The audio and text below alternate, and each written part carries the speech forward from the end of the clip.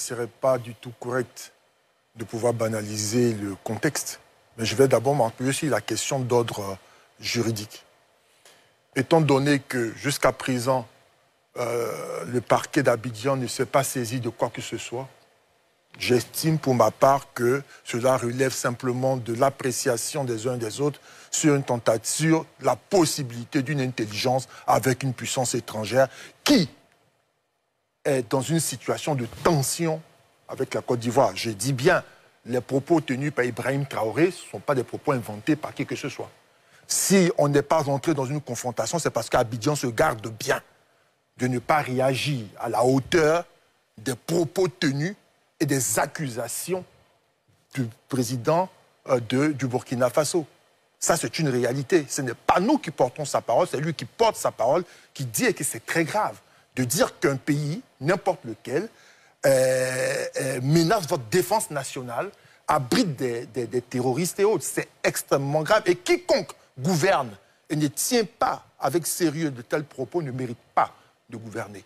Je dis bien, quiconque a de telles informations qui lui sont données directement par une autorité qui dirige un autre pays et qui ne tient pas compte de cela ne mérite pas de gouverner. Alors, si la personne a gouverné, c'était une erreur. Parce que quand on est sérieux, on tient avec sérieux de telles informations. Aussi, lorsque vous avez un homme politique de la carrure de M. Katina, quand bien même n'a-t-il jamais été élu, mais c'est M. Katina qui se rend dans ce pays-là, à l'invitation d'une organisation de la société civile, il n'y a aucun problème, tant qu'à recevoir un prix au nom du président Laurent Gbagbo. Mais lorsque M. Katina, même lorsqu'il part et qu'il tient des propos qui peuvent être interprétés d'une manière ou d'une autre, un État sérieux, je dis bien un État sérieux, regarde avec beaucoup de sérieux de tels événements. Parce qu'en tout état de cause, nous sommes en politique et puis c'est pas un monde de bisounours. L'adversaire de mon adversaire peut devenir mon partenaire.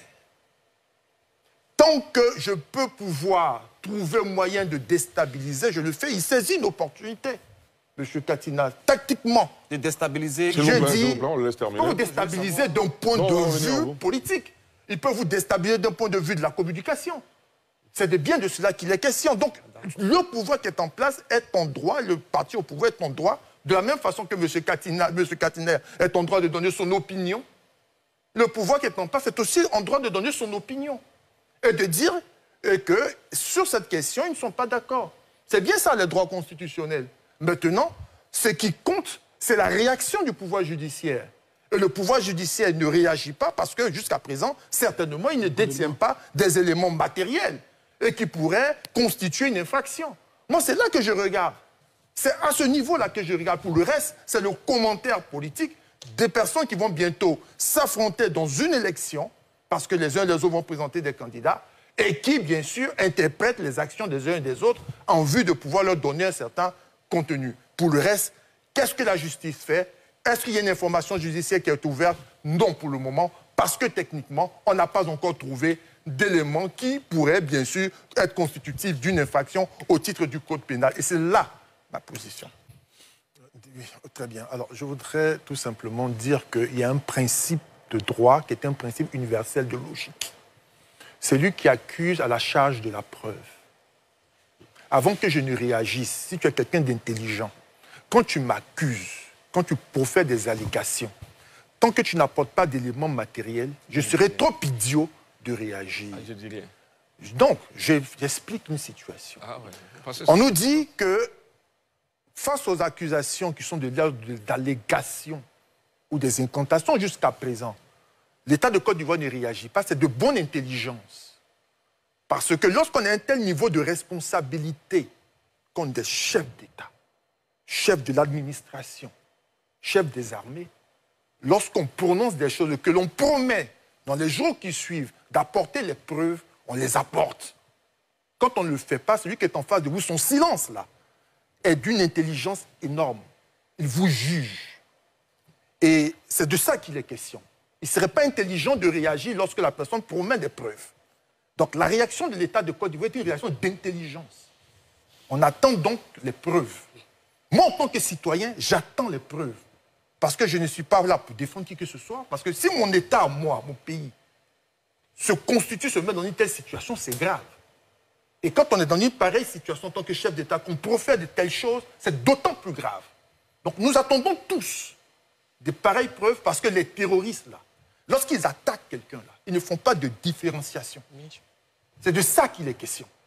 Et personne ne peut accepter que dans notre sous-région, je dis bien quelqu'un de sensé ne peut accepter que dans notre sous-région, on puisse s'appuyer sur des terroristes pour pouvoir déstabiliser un pouvoir en place au risque de pouvoir détruire des familles et des vies.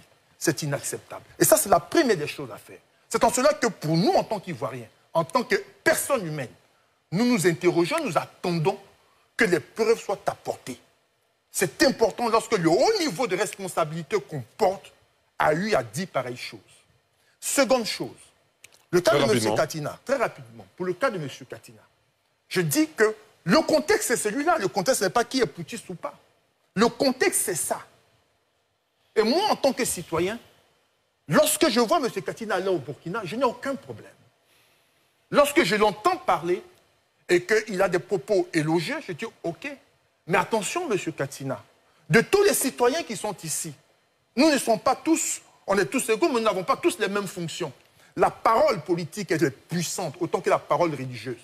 Quand un homme politique prend la parole, ça fait sens. Et lorsqu'il prend la parole et qu'il fait les éloges de quelqu'un, quand bien même ce serait dans d'autres domaines, je me dis, l'homme est un tout universel. Et c'est un chef d'État qui, pendant ce temps, il y a quelques mois, disait que ton pays et ton gouvernement étaient un gouvernement irresponsable. Moi, ça m'inquiète. Moi, ça m'interroge. Je me dis que lorsqu'on est aussi dans une pareille situation, en tant qu'homme politique qui aspire à gouverner un État, arrivé un moment, quel que soit l'homme politique et quel que soit le parti auquel il appartient, il faut avoir de la mesure.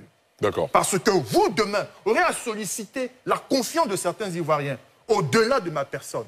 Et comme moi, ils sont nombreux, ces Ivoiriens-là, qui s'interrogent aussi pour dire attention, qu'est-ce qu'on fait là?